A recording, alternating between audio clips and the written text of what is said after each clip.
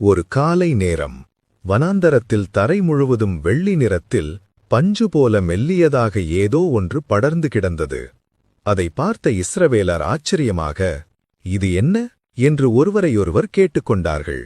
எகிப்திலிருந்து வெளியேறி சுமார் 1 மாதம் ஆனது. இஸ்ரவேலர் வனாந்தரத்தில் இருந்தார்கள். அங்கு சாப்பிட எதுவும் கிடைக்கவில்லை.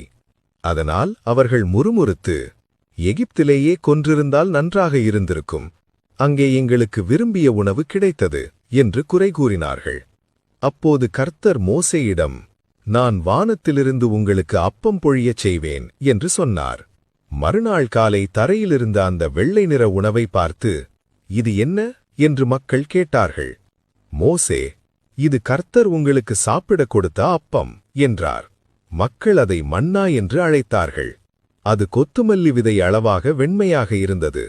அதன் ருசி தேன் சேர்த்த பணிகாரம் போல இனிமையாக இருந்தது. ஒவ்வொரு நாளும் தேவையான அளவு மட்டுமே அதை எடுத்துக்கொள்ளும்படி மோசே சொன்னார். சிலர் அதை அடுத்த நாளுக்காக வைத்தபோது அது புழு பிடித்து நாற்றமெடுத்தது. ஆனால் வாரத்தின் 6ஆம் நாளில் 2 மடங்கு எடுத்துக்கொள்ளும்படி கர்த்தர் சொன்னார். ஏனெனில் 7ஆம் நாளில் மன்னா விழாது.